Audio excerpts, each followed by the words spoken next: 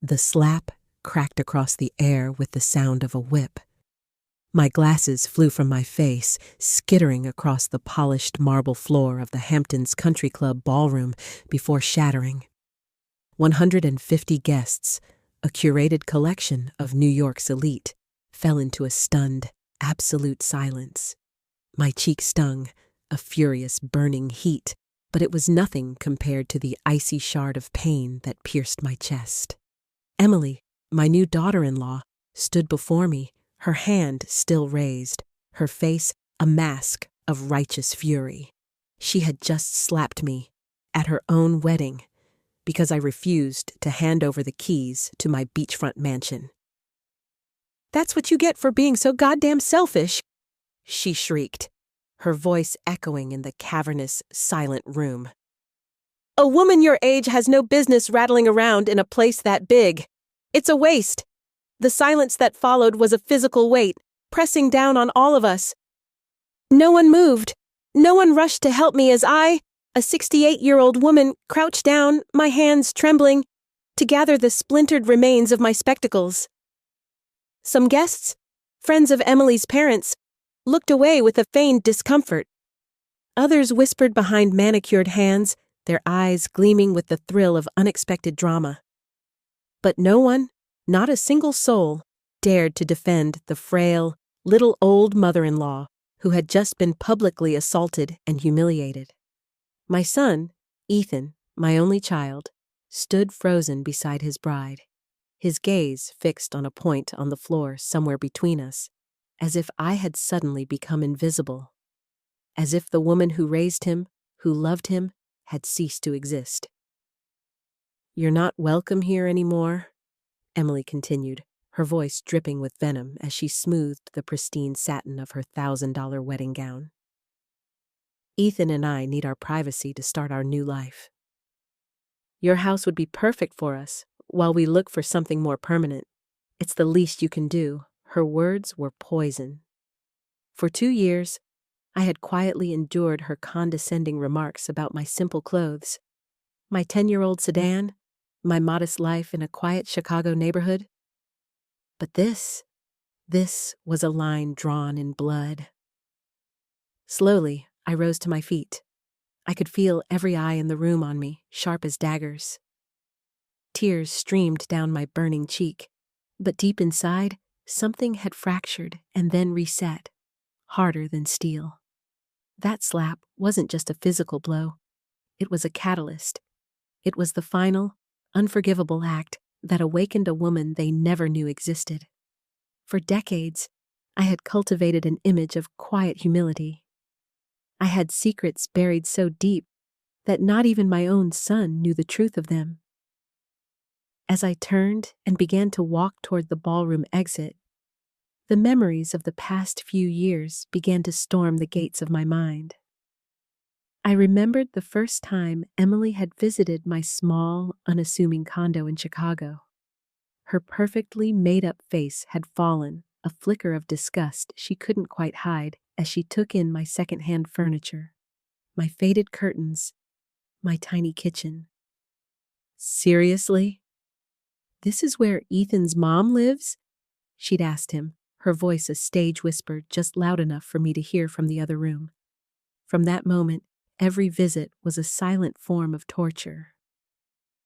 "Eleanor, you should really think about downsizing," she'd told me 3 months ago during a tense family dinner.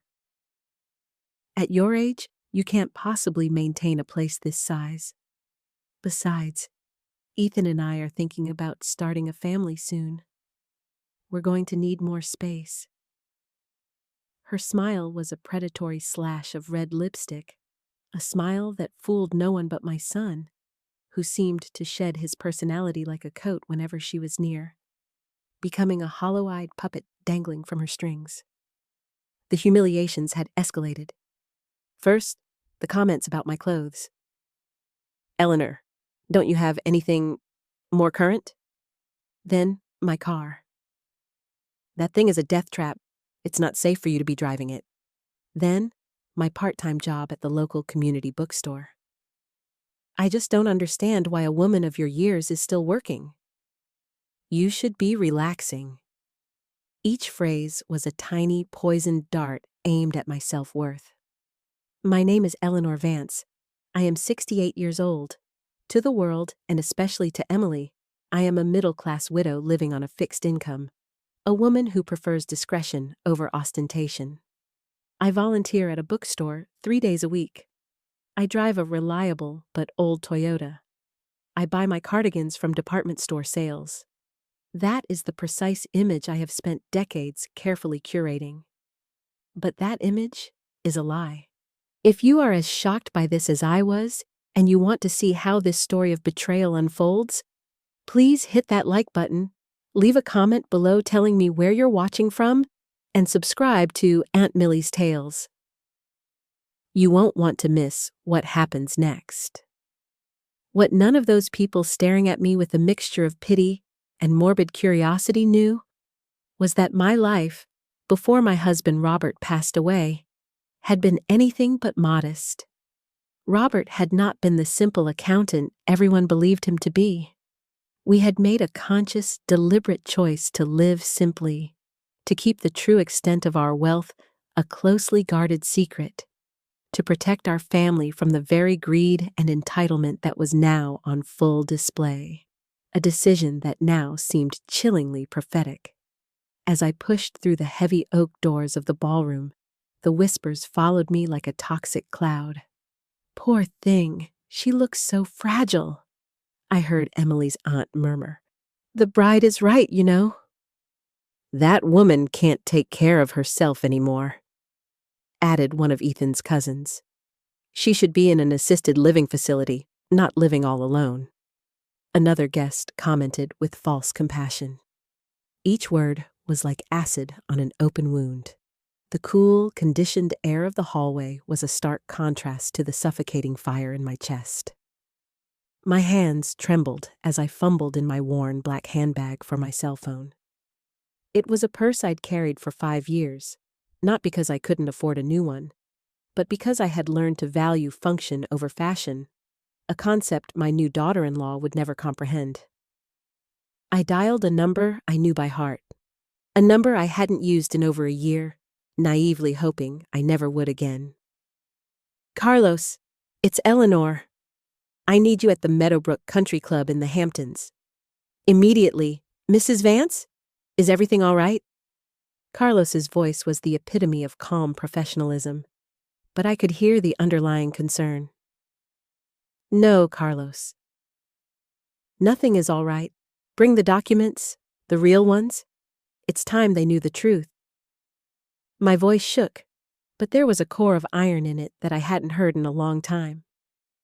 There was a pause on the other end. "Are you certain, Mrs. Vance?" Once we set this in motion, there is no turning back. I glanced back through the glass of the ballroom doors.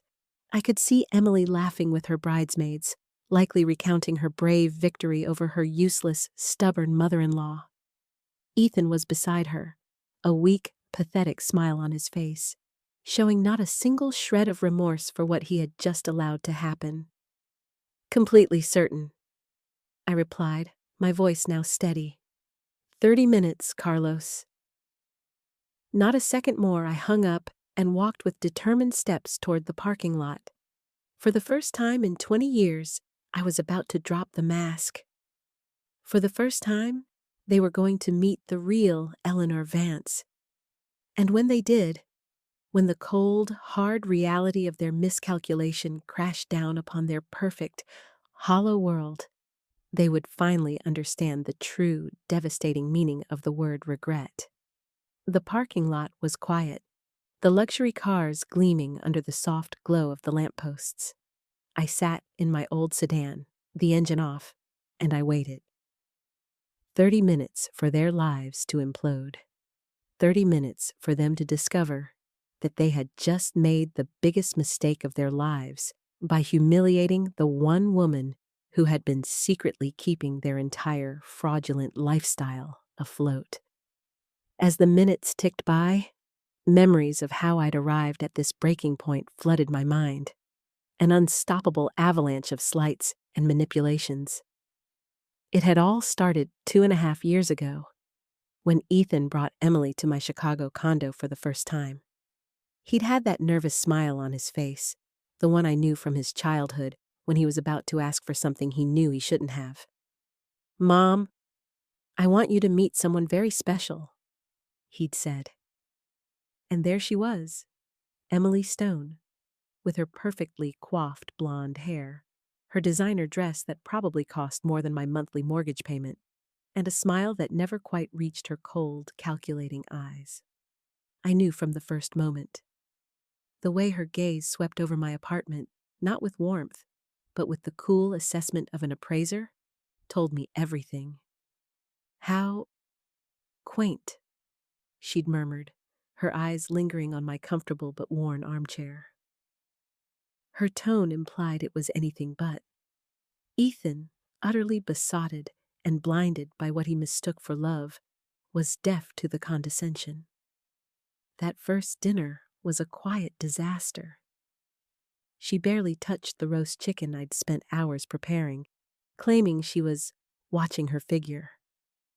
She deflected my questions about her family with vague answers, but had no hesitation in grilling me about my financial situation with an alarming directness. "And how do you manage on just a widow's pension, Eleanor?" "It must be so difficult to get by on so little." The fake concern in her voice was almost choking. What Emily didn't know was that I was observing her just as keenly. Over the next few months, a disturbing pattern emerged. Every time they visited, she would make comments about how my condo was so outdated, how I deserved something better in my golden years. But her eyes always lingered on the things that truly mattered. The prime location in a rapidly gentrifying neighborhood, the stunning view of the city skyline from my balcony, the generous square footage. One day, while Ethan was in the bathroom, I overheard her on the phone in my kitchen, her voice a low murmur. "Yes, Mom, his mother's place is in a super expensive part of the city. If I can just convince her to move into one of those retirement villages, we could live here until we save up for our own house. She's so naive, she'll probably thank us for helping her transition." Her words were a physical blow, a knife twisting in my gut. But I held my composure. When she returned to the living room, her face a mask of sweet innocence, I simply smiled and offered her more tea. From that day on, every interaction became a carefully orchestrated performance. She played the part of the devoted, concerned daughter-in-law. I played the part of the slightly frail, vulnerable old woman who was beginning to need guidance. It was a game of chess, and we both thought we were winning. The pressure mounted. First came the subtle suggestions. "Eleanor, I saw the most wonderful senior living communities online. They have all-inclusive services. You wouldn't have to worry about a thing." Then came the more direct attacks. "You can't keep living all by yourself at your age. It's dangerous. What if you fell? No one would find you for days." Each argument was a weapon, designed to chip away at my confidence, to make me feel incompetent and helpless. And Ethan, my own son, began to parrot her words. "Mom, Emily's right. Maybe it would be for the best. We're just worried about you." Seeing him transform, his own thoughts and opinions replaced by hers, was more painful than any insult she could ever hurl at me. The son I had raised to be independent and strong-willed was gone, replaced by this hollow echo of a man. The psychological warfare intensified after they announced their engagement. The visits became more frequent and more tense. Emily started bringing glossy brochures for upscale retirement homes, spreading them across my coffee table as if we were in a business negotiation. "I'm just exploring options for you, Eleanor. I want to make sure you have the best possible quality of life, but I was doing my own research." One afternoon, while they were out tasting wedding cakes, I called an old friend, Amelia, a top real estate broker in Chicago. "Amelia, I need you to do some digging for me," I said. There's a young couple who are very interested in my financial situation. I want to know everything about theirs. What Amelia discovered chilled me to the bone. Ethan and Emily were drowning in debt. The lavish wedding they were planning, with a budget exceeding $150,000, was being financed entirely with high-interest credit cards and personal loans. The luxury downtown apartment they were renting was 3 months behind on payments. The matching luxury cars they drove were leased with payments they couldn't possibly afford. Their entire lifestyle was a glittering facade built on a crumbling foundation of debt. It all clicked into place. The rush to get married, the relentless pressure for me to move, the constant probing questions about my finances. It wasn't love that united this couple. It was desperation. My assets, my properties, my carefully hidden wealth were their only way out. They saw me not as a mother, but as a bailout. The revelation hit me like a physical blow. My son, the boy I'd taught the values of honesty, hard work, and living within one's means, had chosen this path. He had allowed this greedy, ambitious woman to convince him that his own mother was a resource to be plundered. In the final weeks before the wedding, their desperation made them aggressive. "Eleanor, you can't keep being so selfish." Emily had spat at me just 3 days before the ceremony, during a visit to my condo. "Ethan and I have sacrificed so much for this wedding. The least you can do is help us with a place to live." The mask of concern was gone, replaced by a raw, entitled demand. That night, I made the call that would change everything. I called Carlos, my financial advisor, and the only man I'd trusted completely since Robert's death. "Carlos, I need you to prepare a full portfolio. It's possible I'm going to have to reveal information I've kept secret for over 20 years. His voice was grave. "Mrs. Vance, are you sure? Once this information is public, you can never take it back. The consequences for your family could be significant, I was sure." The family I had tried so desperately to protect with my silence had already been destroyed by their own greed. And now, sitting in my old sedan in the country club parking lot, waiting for Carlos to arrive with the documents that would serve as their judgment, I knew the moment of truth had finally come.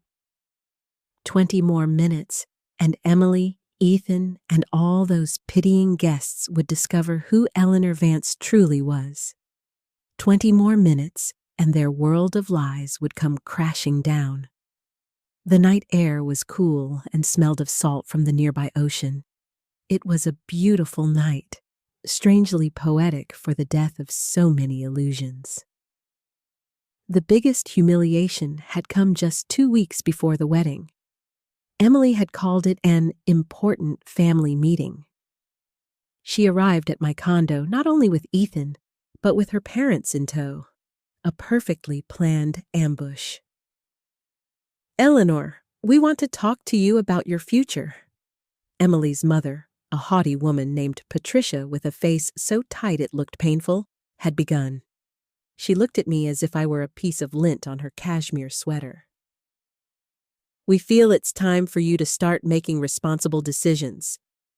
Her father, a beefy man named Frank, who had surveyed my living room with the predatory eyes of a developer, continued.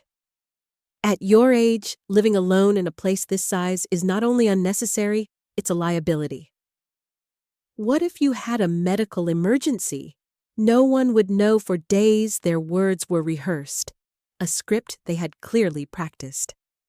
Ethan sat silently beside them, nodding at the appropriate moments like a well-trained dog. Seeing him there, allied with these people who were dissecting my life as if it were a business proposal, was like watching the son I knew die right before my eyes. "Mom," he finally said, his voice a stranger's. "They're right. Emily and I have been talking, and we think it would be for the best if you moved somewhere more appropriate." "Appropriate for my age?"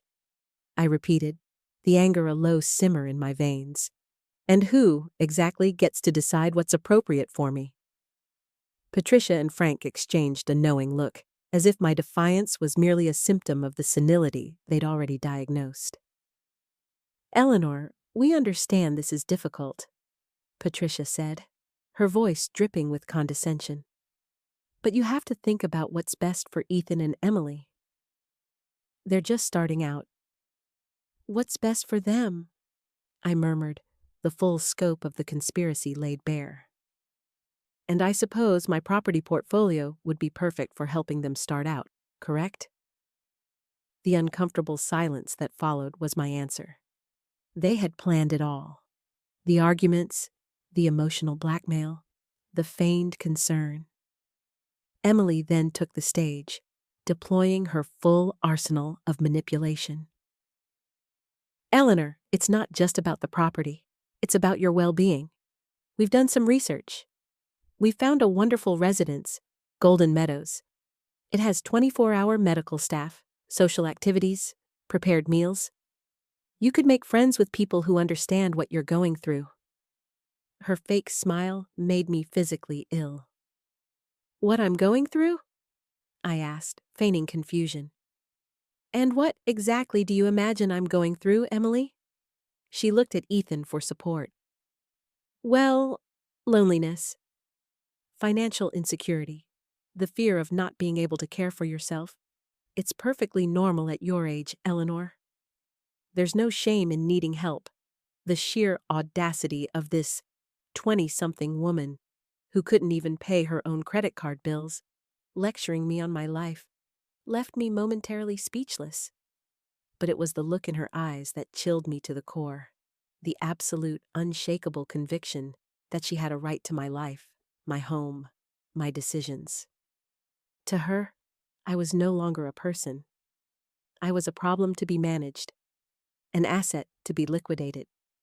Frank then pulled a leather-bound folder from his briefcase. We've already run the numbers, he said, all business. The cost of the residence is approximately $5,000 a month. With the sale of your properties, you would have more than enough to cover that for the rest of your life. And there would still be a considerable amount left over to, well, help the kids with the initial expenses of their marriage.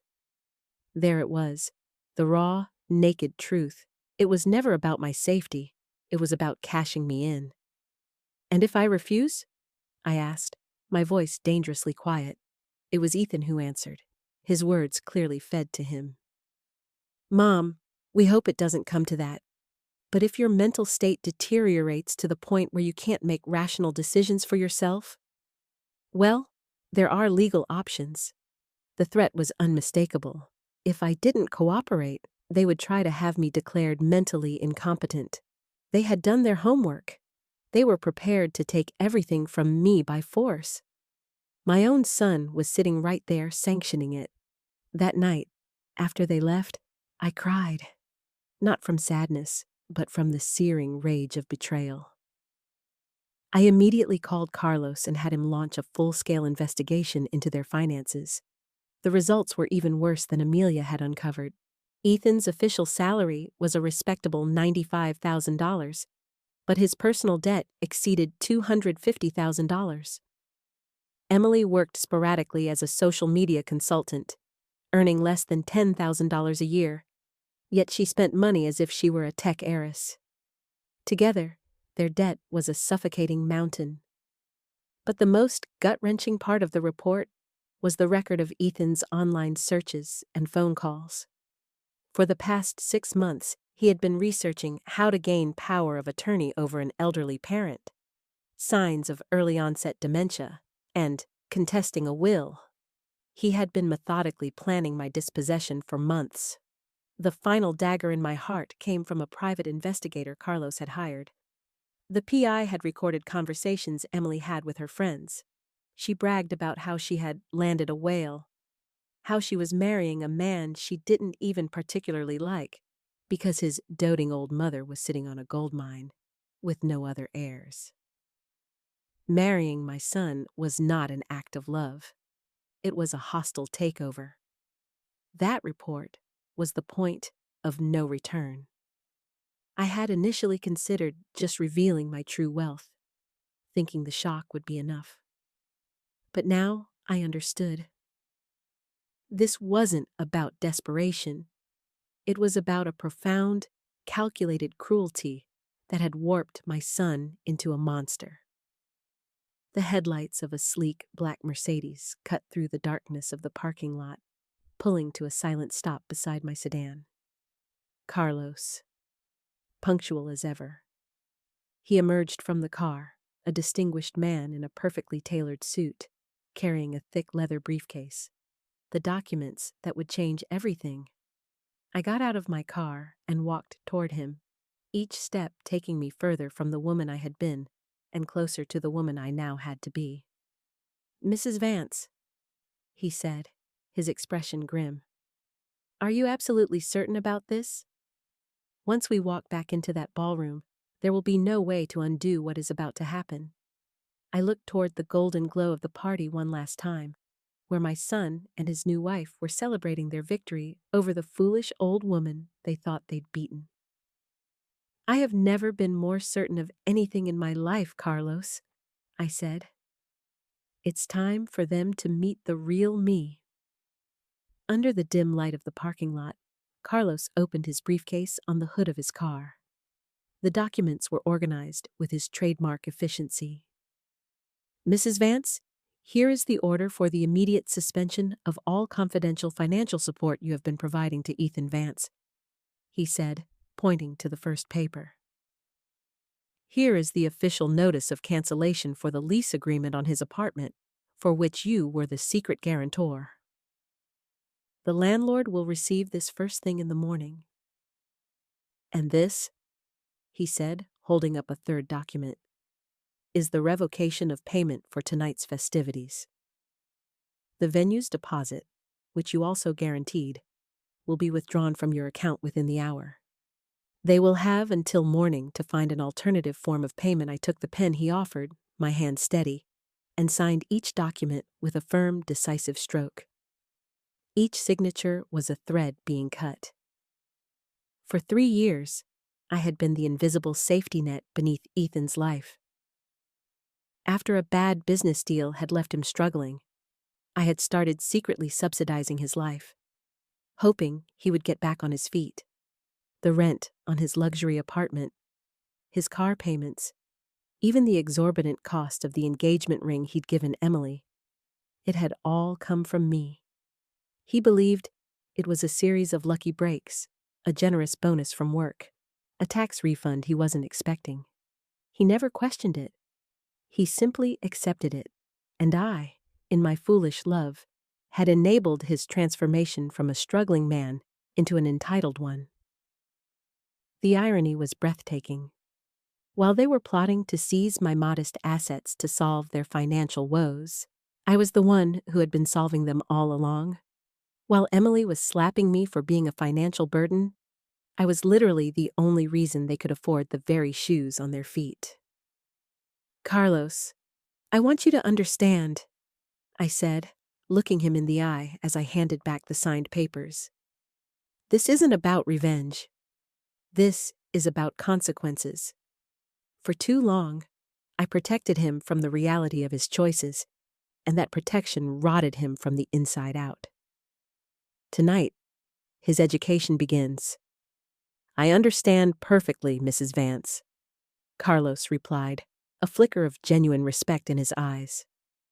"In my 30 years as an advisor, I have seen greed destroy many families. What you are doing requires a courage most people do not possess." His words were the final piece of armor I needed. Together, we walked back toward the ballroom. With every step, my heart beat faster, not with fear, but with a strange, exhilarating mix of sorrow for the son I had lost and anticipation for the self-respect I was about to reclaim. The moment we stepped through the doors, the music faltered and died. 150 heads turned in our direction. A wave of confusion rippled through the room. Many of the guests, powerful people in their own right, recognized Carlos Jones immediately. His presence at a social event usually meant one of two things. A massive deal was being announced, or a financial disaster was about to unfold.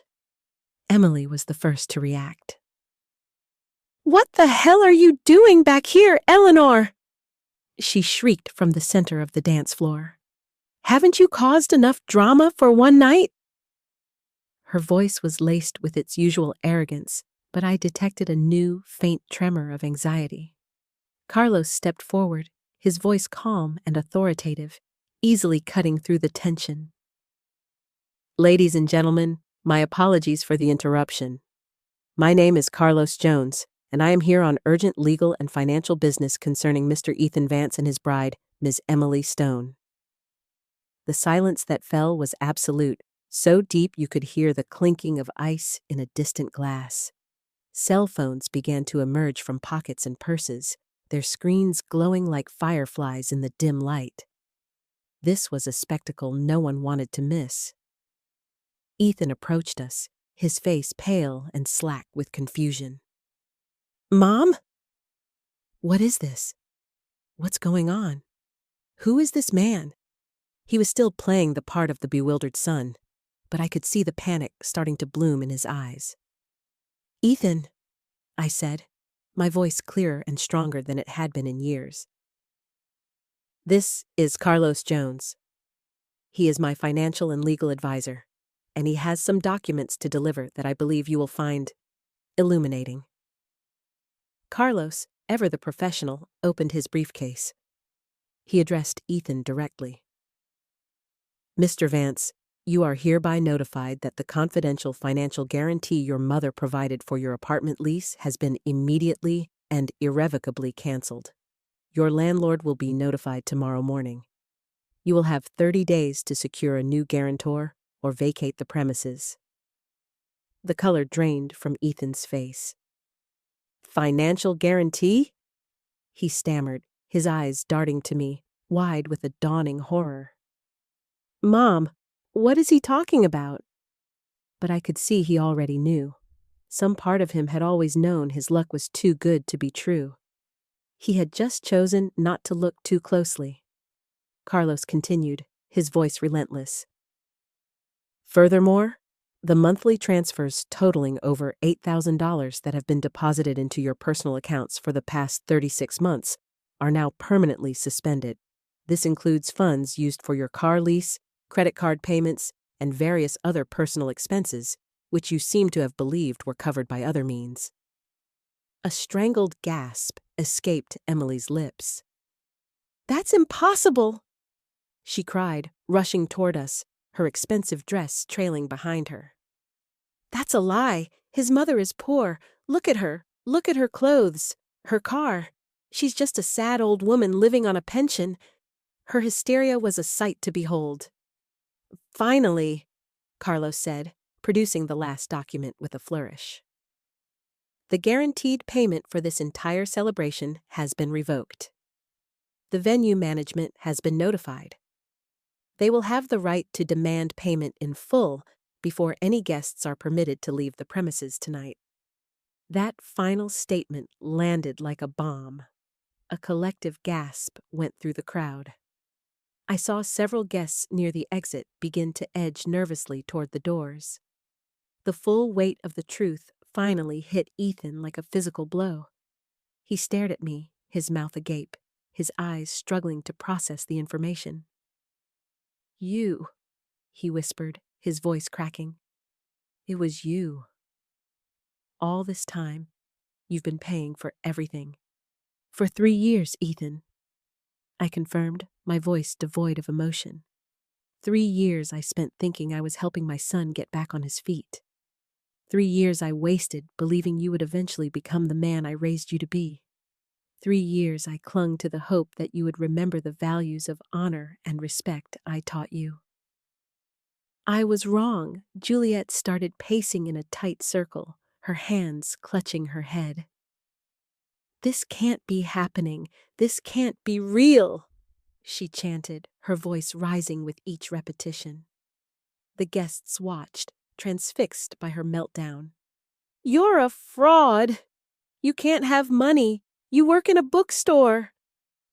Appearances can be deceiving, Emily, I said, feeling 20 years of a carefully constructed facade crumble away.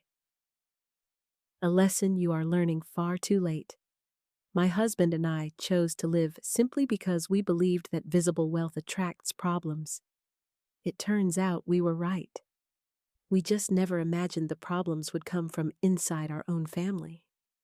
The silence in the room was now thick with judgment, all of it directed at the newlyweds. Their perfect, curated world had been shattered in less than 10 minutes. Some guests were already recording on their phones, no doubt eager to share the scandalous story of the wedding that imploded. "Mom," Ethan pleaded, his voice breaking. "Please, there has to be a way to fix this." The guests, the wedding, but I could see it in his eyes. He was finally, devastatingly beginning to understand the true scope of what he had lost. It wasn't just the money. It wasn't just the apartment or the car. He had lost his mother, the one person in the world who had loved him unconditionally and whom he had betrayed in the most profound way imaginable. "The only way to have fixed this, Ethan," I replied, my voice cold as ice, "was to have never broken it in the first place." The ballroom was a tableau of shock. 150 of New York's finest, utterly captivated. Emily stood frozen, her face a grotesque mask of disbelief and rage. Ethan just stared at me, an expression of such complete and utter devastation on his face that for a fleeting moment I felt a pang of my old maternal instinct. I quickly smothered it. "Mr. Jones," I said, turning to Carlos, "I believe there are a few more details that everyone here deserves to hear." "Of course, Mrs. Vance," he replied, a grim satisfaction on his face. He consulted his papers. Over the past 36 months, Mrs. Eleanor Vance has transferred a total of $312,000 to cover the living expenses of her son, Ethan Vance, and his fiancée. This includes $180,000 in rental payments for their downtown apartment, $72,000 in credit card debt payments, and $60,000 for their vehicle leases and miscellaneous expenses. A low murmur swept through the room. I saw Emily's mother, Patricia, who had been holding court at the head table, slowly rise to her feet, her face ashen. "Furthermore," Carlos continued, his voice booming in the silence, "Mrs. Vance personally and privately guaranteed the entire cost of this celebration, for a total sum of $153,000. Funds which, as I stated, are no longer available." Emily finally found her voice again, but it was a desperate, unhinged shriek. "This is a trick! It's a lie! No one has that kind of money and lives like a peasant!" She spun to face the guests, her arms outstretched as if pleading for an ally, but she found none. All she saw were fascinated, judgmental faces. "My dear Emily," I said, my voice calm and steady, a stark contrast to her hysteria. "You have just learned a very valuable and very expensive lesson about judging a book by its cover. My late husband, Robert, and I valued our privacy far more than we valued ostentation. It proved to be a very wise decision." Ethan took a stumbling step toward me. "Mom, please, there has to be an explanation. A mistake. You can't just destroy my life like this." The sheer, unmitigated gall of his words reignited my anger. "I'm destroying your life?" I repeated, my voice rising. "Wasn't it your wife who slapped me in front of everyone here? Wasn't it you who stood by and did nothing while I was humiliated? Wasn't it the two of you who conspired for months to have me declared mentally incompetent so you could seize my assets and throw me into a home? You don't get to play the victim here, Ethan. You are the architect of your own destruction." My words hung in the air, sharp and undeniable. Several guests nodded, remembering the public assault that had started this whole chain reaction. But we didn't know," Ethan stammered, his excuses sounding pathetic even to his own ears. "We thought you really needed our help." "You didn't know?" I pressed, my voice merciless. "You didn't know when you sat in my living room with Emily's parents and threatened me with legal action? You didn't know when you brought a real estate appraiser to my property without my permission? You didn't know when you spent hours on the internet researching how to take legal control of your own mother's life?" With each question, he seemed to shrink, the weight of his deceit crushing him. Carlos chose that moment to deliver the final killing blow. He pulled one last document from his briefcase. "Mr. Vance, I must also inform you that your mother has, as of this evening, amended her will and testament. All assets, properties, and funds that were previously designated as your inheritance have been irrevocably redirected to a newly established charitable foundation, the Vance Foundation for the Protection of Elderly Citizens from Familial Abuse." It was a silent explosion. Emily staggered backward as if she'd been shot. "You can't do that!" she screeched, her mask of composure finally shattering into a million pieces. "We're your family. Ethan is your only son. You can't disinherit him over one stupid fight." "A stupid fight?" I repeated, letting the words hang in the air. "Is that what you call a premeditated conspiracy to defraud an elderly woman of her life's savings? Is that what you call physically assaulting your husband's mother at her own wedding? My standards for family, it seems, are significantly higher than yours." Emily's father, Frank, finally lumbered forward, his face slick with sweat. "Mrs. Vance, now listen," he began, trying to adopt a placating tone. "I think we're all a little emotional right now. Perhaps we could discuss this in private, once cooler heads prevail." He was a man who had just realized he'd bet everything on the wrong horse and was desperately trying to claw back his losses. "There is nothing to discuss, Frank," I replied firmly. "You all chose to make this a public spectacle, so my response will be equally public." Carlos snapped his briefcase shut with a sound that echoed through the ballroom. "Mrs. Vance, our business here is concluded. All legal notifications have been delivered." He turned to Ethan and Emily, his expression a mixture of professional indifference and deep satisfaction. "I would suggest you contact your own legal and financial advisors at the earliest possible opportunity. You are going to need them." Emily finally broke. She collapsed into a nearby chair, her body racked with loud, gulping sobs. "It's all ruined," she wailed. "Everything we planned, everything we worked for. It's all gone." I walked over and stood before her, forcing her to look up at me through her tear-smeared makeup. "No, Emily. What's ruined are your lies, your greed, your appalling lack of respect. What's ruined is the illusion that you can treat another human being like a disposable object and not face any consequences. This," I said, my voice dropping to a whisper, "is what happens when you mistake kindness for weakness." With those final words, I turned my back on them. Carlos and I walked toward the exit, leaving behind us a ballroom in chaos, a wedding in ruins, and a newly married couple whose perfect, fraudulent world had just been utterly and completely annihilated. As we reached the door, I didn't look back. The past was behind me.